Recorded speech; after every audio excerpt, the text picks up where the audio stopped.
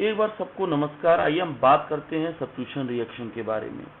Substitution reaction का मतलब क्या हुआ कि जैसे आपने एक इथाइल ब्रोमाइड लिया, ये एक अलग ग्रुप है, ये आपका एक अलग ग्रुप है। इस ग्रुप में क्या किया आपने, Br को यहाँ OH से हटाना चाहा, OH से सब्स्टिट्यूट करना चाहा। यानी आपके पास एक OH है और एक यहाँ पे Br है, दोनों क्या है, बोथ आर न्यूक्लियोफाइल। यानी अगर एक OH एक्वस मीडियम में Br को रिप्लेस कर देता है, उनके जगह OH आता है, so this is called substitution. Substitution reaction कहलाता है। सेम इसी तरीके से अगर हम बात करते हैं CH4 के बारे में, तो CH4 क्या लिया मैंने, एक्सेस में ले रखा और उसको क्लोरीन से रिएक्शन करा रहा है in the presence of sunlight. तो एक्चुअली सनलाइट जो देता है ना, आगे हम डिटेल बात करेंगे, ये फ्री रेडिकल का फॉर्मेशन करता है। और जब तक हाइड्रोजन और C के बीच में बॉन्ड होता है, यानी हाइड्रोजन होता है, तब तक वो फ्री रेडिकल का फॉर्मेशन करता है। तो अगर हम इसको एक्सेस में क्लोरीन लेते तो यहाँ टेट्राक्लोरोमीथेन बनाता, ठीक है। तो ये सब्स्टिट्यूशन रिएक्शन का कहलाता है। यानी जब कोई एक एटम, ऐसे समझिए कि व्हेन एन एटम, ठीक है, R groups of substrate, okay, substrate is substituted by, as you know, is substituted by, ठीक है बेटा, अनदर ग्रुप्स आर एटम, कोई दूसरा ग्रुप्स या एटम उसको बेटा सब्स्टिट्यूट करेगा, तो दिस इज कॉल्ड सब्स्टिट्यूशन। तो यहाँ पे वही दिख रहा है, OH ने क्या किया, Br को रिप्लेस कर दिया। क्यों किया वो अलग मैटर होगा, अलग से बताऊंगा आपको, but here the OH is substitute to Br and occupy the position, ethyl alcohol will form here. Is it clear? तो यहाँ सब्स्टिट्यूशन रिएक्शन जो होता है बेटा, ये दो तरीके से देखने को मिलेगा। एक कहलाएगा न्यूक्लियोफिलिक सब्स्टिट्यूशन रिएक्शन, ठीक है। ये बेटा जो होता है SN रिएक्शन के नाम से जाना जाता है, ठीक है। इसी तरीके से आपको दूसरा जो मिलता है वो आपको इलेक्ट्रोफिलिक सब्स्टिट्यूशन रिएक्शन के बारे में देखने को मिलता है। This is called electrophilic substitution reaction, substitution reaction. एक बात आपको मैं माइंड में मेंटेन कर दूं कि ये रिवीजन चल रहा है, तो मैं बहुत ज़्यादा इसमें आपको डिटेल नहीं दे सकता। इसको डिटेल देखना हो तो अलग से सेपरेट वीडियो आपको देखना पड़ेगा, ठीक है, ईच टॉपिक का। आइए हम बात करते हैं कि न्यूक्लियोफिलिक क्या होता है। तो अगर कोई एक न्यूक्लियोफाइल दूसरे न्यूक्लियोफाइल को सब्स्टिट्यूट करता है, मतलब क्या हुआ कि व्हेन अ ग्रुप्स, ठीक है, आप सबस्ट्रेट, किसी भी सबस्ट्रेट का, ठीक है बेटा, कोई भी ग्रुप्स यानी is substituted by a nucleophile. अगर सब्स्टिट्यूशन रिएक्शन में बेटा न्यूक्लियोफाइल पार्टिसिपेट करता है, as you know nucleophile is electron excess species, electron ज्यादा होता है इनके पास, तो ये न्यूक्लियोफाइल होते हैं, किसी दूसरे को रिप्लेस करते हैं, ठीक है। तो वो क्या कहलाते हैं, न्यूक्लियोफिलिक सब्स्टिट्यूशन रिएक्शन, ठीक है। जब एक न्यूक्लियोफाइल किसी दूसरे न्यूक्लियोफाइल को बेटा सब्स्टिट्यूट करता है, तो that is called nucleophilic substitution reaction. तो इसी का डिटेल हम लोग आगे पढ़ते हैं, आगे चलते हैं, इसको देखा जाता है। तो यहाँ पे देखिए कि जैसे मान लिया जाए कि मेरे पास एक एल्कील हैलाइड है बेटा, और ये जो है एक न्यूक्लियोफाइल आ रहा है, कोई भी एक न्यूक्लियोफाइल बेटा आ रहा है, तो ये न्यूक्लियोफाइल इसको क्या कर रहा है, सब्स्टिट्यूट कर रहा है। यानी एक आ रहा है और दूसरा यहाँ से निकल रहा है। So this is called attacking, this is called attacking nucleophile. इसे हम क्या बोलते हैं बेटा, अटैकिंग न्यूक्लियोफाइल कहते हैं। तो यहाँ पे जो देने वाला है आपको प्रोडक्ट के रूप में, वो RNU plus EX negative, and this is called leaving group. इसको क्या कहते हैं, लीविंग ग्रुप। और लीविंग ग्रुप का मतलब जो अपना पोजीशन छोड़ के आसानी से चला जाए, ठीक है, तो लीविंग ग्रुप कौन सा हुआ, यही आपका X is a leaving group होता है। अभी आपको और डिटेल आपके बताता हूं कि न्यूक्लियोफिलिसिटी और ये क्या होते हैं। तो यहाँ पे आप देखने को मिल जाएगा कि रिएक्टिविटी क्या होता है इसका RX का। तो आइए हम बात करते हैं रिएक्टिविटी। तो आप जानते हो बेटा कि रिएक्टिविटी जो होता है हैलाइड का, वो डिपेंड करता है न्यूक्लियोफिलिक पावर पे, है ना बेटा, nucleophilic power of attacking of nucleophile. यानी न्यूक्लियोफाइल का न्यूक्लियोफिलिक पावर क्या है बेटा, इस पे डिपेंड करता है। ठीक है, तो ये पहला पॉइंट आपको देखने को मिल जाएगा। सेकेंड थिंग्स क्या है, reactivity is also directly proportional to, as you know, reactivity is also directly proportional to, है ना, leaving group ability of X। ठीक है, leaving group ability of X, कितने आसानी से X निकल जाता है, X अपना पोजीशन छोड़ के चला जाता है, उसी को कहते हैं लीविंग नेचर। ठीक है, अपना पोजीशन छोड़ के चले जाना, उसी को लीविंग बिहेवियर कहते हैं। तो इसके न्यूक्लियोफिलिसिटी एक्चुअली क्या होता है, इसके बारे में हम लोग बात करते हैं। आइए बात करते हैं न्यूक्लियोफिलिसिटी पावर। तो न्यूक्लियोफिलिक पावर, न्यूक्लियोफिलिक पावर, इसी के साथ साथ बेटा या हम इसको कहते हैं, this is also called nucleophilicity, है ना, इसको हम न्यूक्लियोफिलिसिटी के नाम से जानते हैं। तो आइए इसको अगर हम समझ लेते हैं तो आई थिंक आपको न्यूक्लियोफिलिसिटी की बात समझ में आ जाएगा, न्यूक्लियोफिलिक रिएक्शन आपको समझ में आ जाएगा। तो चलिए हम बात करते हैं। पहला कंडीशन क्या है बेटा कि अगर कोई न्यूक्लियोफाइल है, ऐसे समझिए, और वो न्यूक्लियोफाइल दो होते हैं, एक लोन पेयर मतलब न्यूट्रल, एक निगेटिव होता है बेटा न्यूक्लियोफाइल, आप पढ़े हो, और एक जो बेटा होता है वन इज द न्यूट्रल, है ना। तो निगेटिव और न्यूट्रल मतलब जो इलेक्ट्रॉन डोनेट करने की टेंडेंसी रखता है। तो निगेटिव का मतलब क्या है, जैसे आपका यहाँ OH निगेटिव आ रहा है, यहाँ पे आपका Cn निगेटिव आ रहा है, यहाँ पे बेटा आपका NH2 निगेटिव आ रहा है, यहाँ आपका एल्कोक्साइड आ रहा है। तो ये बना कैसे, एक्चुअली बना किससे, ये OH वाटर से बना, ये किससे बना बेटा, ये Cn से बना, ये बेटा किससे बना, NH3 से बना, and this will be form from the ROH। तो यहाँ पे आपको मैं एक बात बता दूं कि यहाँ पे जो देखने को मिल रहा है, जो निगेटिव वाला पोर्शन होता है वो बेस्ट न्यूक्लियोफिलिक नेचर का होता है। मतलब कि OH से ज्यादा, OH is a powerful nucleophile, Cn negative जो होता है वो Cn से पावरफुल होता है। ठीक है, ये सब्स्टिट्यूट आसानी से करेगा। NH2 जो होता है बेटा वो NH3 से ज्यादा होता है, एल्कोक्साइड जो होता है बेटा वो एल्कोहल से, और सबसे एक एक हाइड्रोजन को लूज करने के बाद ये आपको ऑब्टेन्ड हो रहा है, जैसा मैंने एक समझा दिया यहाँ। तो यानी ये क्या दे रहा है, H पॉजिटिव और OH निगेटिव। ठीक है, तो ये पहला कंडीशन हो गया कि अगर आपको इंट्रोड्यूस करना हो कि कौन सा न्यूक्लियोफाइल सबसे ज्यादा पावर का होता है, तो न्यूट्रल और उसी के निगेटिव में निगेटिव का पावर सबसे ज्यादा होता है, ये आप समझ लीजिए।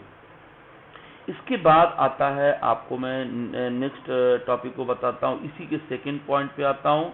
सेकंड पॉइंट क्या कहता है कि if all the nucleophile, if all the, है ना, nucleophiles are negative charge, are negative charge, सभी के ऊपर नेगेटिव चार्ज है, न्यूट्रल नहीं है, बट ऑन डिफरेंट एटम। एक कंडीशन मैंने दे दिया कि है तो नेगेटिव बट डिफरेंट एटम के ऊपर। तो यहाँ पे जो देखने को मिल जाएगा कॉन्सेप्ट बेटा, वो आपको न्यूक्लियोफिलिक, है ना, पावर जो होता है वो इनवर्सली प्रोपोर्शनल टू होता है इलेक्ट्रोनेगेटिविटी ऑफ चार्ज एटम, है ना। आपको देखना है कि जिसके ऊपर चार्ज है उसकी इलेक्ट्रोनिगेटिविटी किसका ज्यादा है। जिसकी इलेक्ट्रोनिगेटिविटी ज्यादा होगा बेटा उसकी न्यूक्लियोफिलिक पावर क्या होंगे, वो आपका कम होंगे। उसकी न्यूक्लियोफिलिक पावर क्या होगी, कम होगी, न्यूक्लियोफिलिसिटी कम होगी। तो यहाँ पे देखने को मिलेगा, जैसे आप देख सकते हो CH3 निगेटिव चार्ज, है ना, NaH2 negative charge and OH negative charge and F negative. तो आपने क्या देखा, इलेक्ट्रोनिगेटिविटी का जो सीक्वेंस होता है बेटा FONC होता है, यानी जिसकी इलेक्ट्रोनिगेटिविटी ज्यादा होगी उसकी न्यूक्लियोफिलिक पावर कम होगी। तो हम कह सकते हो कि यहाँ CH3 का न्यूक्लियोफिलिसिटी पावर सबसे ज्यादा हो जाएगी। ठीक है, अब आते हैं सेकेंड, इसी के थर्ड केस पे। थर्ड केस क्या कहता है कि if negative charge on same atom, charge are on same atom, अगर नेगेटिव चार्ज बेटा सेम एटम पे आता है तो how to decide the nucleophilicity. तो बेटा ये भी आपको एकदम आसान लैंग्वेज में मैं आपको समझाता हूँ। एक चीज याद रखना कि यहाँ पे आप देख रहे हो निगेटिव चार्ज है, यहाँ पे देख रहे हो यही भी निगेटिव चार्ज है, यहाँ पे देख रहे हो कि बट यहाँ पर इक्विवेलेंट रेजोनेंस दे रहा है ना बेटा। तो एक्चुअली ये निगेटिव चार्ज क्या हो रहा है, इक्वली जो होता है दो एटम के बीच में डिस्ट्रीब्यूट हो जा रहा है। तो यहाँ पे जो दे रहा है वह इक्विवेलेंट रेजोनेंस दे रहा है, यहाँ पे जो दे रहा है वो आपका इक्विवेलेंट रेजोनेंस दे रहा है। तो इक्विवेलेंट रेजोनेंस की वजह से ये निगेटिव चार्ज दो एटम पे डिस्ट्रीब्यूट हो जाता है, इसलिए इसके इलेक्ट्रॉन देने की टेंडेंसी कम हो जाती है। तो यहाँ पे आपको दिखना होगा कि ये न्यूक्लियोफिलिक पावर सबसे ज्यादा होता है। तो कैसे आप बताओगे, कैसे न्यूक्लियोफिलिक पावर को डिसाइड करोगे। तो यहाँ पे आप देखने को मिल जाएगा कि एक कॉन्सेप्ट देता हूं मैं आपको, nucleophilic power is directly proportional to बेटा मैग्नीट्यूड ऑफ नेगेटिव चार्ज। जितना ज्यादा किसी एटम पे इलेक्ट्रॉन की डेंसिटी जाएगी, नेगेटिव चार्ज की डेंसिटी बढ़ेगी बेटा, उतना ही ज्यादा वो न्यूक्लियोफिलिक नेचर का होगा। तो आप यहाँ पे देख चुके होंगे कि ये देख रहे हो कि ये इलेक्ट्रॉन डोनेटिंग ग्रुप है, ये आपका जो CH3 वो इलेक्ट्रॉन दे रहा है, यानी सबसे ज्यादा इलेक्ट्रॉन डोनेटिंग मिथाइल में और हाइड्रोजन में मिथाइल होता है। ये ऑक्सीजन पे इलेक्ट्रॉन की डेंसिटी इंक्रीज करता है, बट ये कम कर रहा है। ये होता बट ये इक्विवेलेंट रेजोनेंस होकर, इक्विवेलेंट रेजोनेंस का मतलब क्या हुआ कि एक इलेक्ट्रॉन नेगेटिव चार्ज को दो सेम एटम के बीच में इक्वली डिस्ट्रीब्यूट कर रहा है। बट इसका बेटा एक एक्सेप्शनल केस होता है, ये जरूर ध्यान देना। यहाँ पर एक हिंड्रेंस का फैक्टर काम करता है।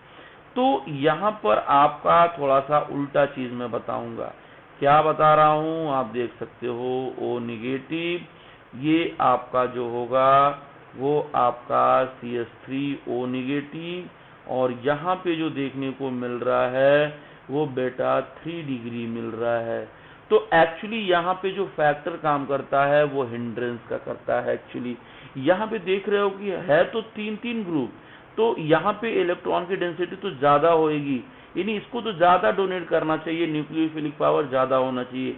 बट यहाँ पे बल्कियर ग्रुप है, ये हिंड्रेंस क्रिएट करेगा, ये इलेक्ट्रॉन देने के बजाय किसी को रिपल्सन करेगा, इसीलिए इसकी न्यूक्लियोफिलिक पावर कम होती है। तो यहाँ पे मिथॉक्सी का न्यूक्लियोफिलिक पावर ज्यादा होती है। ये एक एक्सेप्शनल केस आपको याद रखना होगा। ठीक है बेटा, तो ये बात हो गया आपका न्यूक्लियोफिलिसिटी का। आपके काम का जो जितनी भी चीजें हैं मैंने आपको बता दिया। इसके बाद आता है leaving group capacity. Leaving group capacity का मतलब क्या होता है बेटा, लीविंग ग्रुप कैपेसिटी। ठीक है, लीविंग ग्रुप कैपेसिटी बोलो या एबिलिटी बोलो, कौन आसानी से अपना पोजीशन छोड़ के निकल जाएगा, that is called leaving group. तो एक चीज आपको बता दूं कि लीविंग जो ग्रुप होता है उसको डिसाइड करना बहुत सिंपल होता है। लीविंग ग्रुप एबिलिटी माने कौन अपना पोजीशन से, यहाँ पे पहले मैंने देखिए बताया था कि बीआर अपना पोजीशन छोड़ के क्या कर रहा था, जा रहा था। बीआर पोजीशन अपना छोड़ के जा रहा था। यहाँ पे देखा था आपने कि यक्स जो है अपना पोजीशन छोड़ रहा था और वहां पे न्यूक्लियोफाइल आ रहा था। तो ये कहलाता है कि यक्स को निकल जाना, यानी लीविंग प्रॉपर्टी को शो कर देना। वही चीज आपको मैं बता रहा हूं। तो लिविंग एबिलिटी जो होता है बेटा, वो आपका बेसिक नेचर के इनवर्सली प्रोपोर्शनल होता है। और बेसिक नेचर का मतलब जो इजिली इलेक्ट्रॉन को किसी को डोनेट कर सके, ठीक है, सब्स्टिट्यूट ना कर सके, डोनेट कर सके। तो ये चीज ध्यान दिया जाए कि जो वीकर बेस होते हैं, जो बेटा वीकर बेस होते हैं, वह गुड लिविंग ग्रुप होते हैं। वो अच्छे से अपना जगह छोड़ करके निकल जाते हैं, ठीक है। तो आइए आगे हम बात करते हैं इसके आगे हम बात करते हैं। आगे देखिए, जैसे आपको मैंने क्या बोला कि OH निगेटिव और H2O, ठीक है। तो यहाँ पे जो होते हैं OH निगेटिव जो होता है, H2O जो होता है, वह वीकर बेस होता है, ठीक है। वीकर बेस होने का मतलब क्या हुआ कि यह बेटर लिविंग ग्रुप कहलाएगा। ये अच्छे से अपना पोजीशन छोड़ के जा सकता है, बेटर लिविंग ग्रुप कहलाएगा। इसी तरीके से आपको बता दूं F, Cl, ठीक है, Br और I निगेटिव। यहाँ पे सबसे अच्छे से I निगेटिव, क्योंकि I क्या होता है, बिगर साइज का होता है, ठीक है। बिगर साइज होने से ये पुअर बेस होता है, पुअर बेस होता है, यानी आसानी से इलेक्ट्रॉन को डोनेट नहीं कर सकता है, ठीक है। इसीलिए बेटर लिविंग ग्रुप के वजह तरीके से काम करता है। ये बेटर लिविंग ग्रुप का काम करेगा। एक बात और कर सकते हो कि यहाँ पे जिसके साथ भी अटैच होगा, मान लीजिए I के साथ BC है, तो ये बॉन्ड लेंथ क्या होता है, लार्ज होता है, तो बॉन्ड डिसोसिएशन एनर्जी कम होता है, तो इसकी रिएक्टिविटी जो होती है बेटा वो ज्यादा होती है, ठीक है। यानी RI की सबसे बेस्ट रिएक्टिविटी होगी RBr से, है ना, RCl से और RAF से, ठीक है। ये जो मैंने आपको सीक्वेंस बताया बेटा, ये सीक्वेंस आपको मैंने रिएक्टिविटी का बताया है ना। This is the sequence of reactivity of alkyl halide. ये एल्कील हैलाइड के रिएक्टिविटी की बात मैंने आपसे करा। इसी के साथ साथ जो आपको जितने भी रिएक्शन होते हैं शॉर्ट ट्रिक से बताता हूं। जैसे मान लीजिए RX है, ठीक है, और यहाँ सोडियम है और कोई ग्रुप यहाँ लगा होता है, और यहाँ कोई भी पोलर सॉल्वेंट ले लिया जाए, कोई भी पोलर सॉल्वेंट, आप पोलर सॉल्वेंट समझ रहे हो, ठीक है। तो यहाँ से आपका ये निकलेगा और वो Rg ग्रुप प्रोवाइड करेगा, ठीक है। तो यहाँ पे जो देखने को मिल जाएगा आपको, ये यहाँ Rg ग्रुप देखने, और G ग्रुप क्या है, कोई भी न्यूक्लियोफाइल हो जाए। लेकिन एक बात जरूर आपको नोट करना पड़ेगा, नोट डाउन करना पड़ेगा कि अगर मान लिया जाए हैलोजन जो होते हैं अटैच्ड होते हैं डबल बॉन्ड से, अटैच्ड विथ डबल बॉन्ड, अगर हैलोजन किसी भी ग्रुप में डबल बॉन्ड से अटैच है, तो इट जस्ट रिमेंबर दैट किसी भी कार्बन से no nucleophilic substitution takes place, वहां पे न्यूक्लियोफिलिक सब्स्टिट्यूशन बेटा नहीं होएगा, ठीक है। तो ये न्यूक्लियोफिलिक रिएक्शन होता है इसमें। अब जैसे मान लीजिए आपने C2H5 आपने Br ले लिया, यहाँ पर Br क्या है, आपका एक न्यूक्लियोफाइल है, ठीक है, लिविंग ग्रुप है।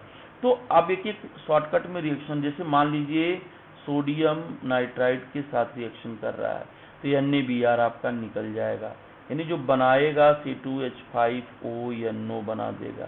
सेम बेटा अगर एक्वस NaOH से ट्रीट करता है, तो ये Na और Br निकल जाएगा और ये जो बनाएगा एल्कोहल बना देगा बेटा।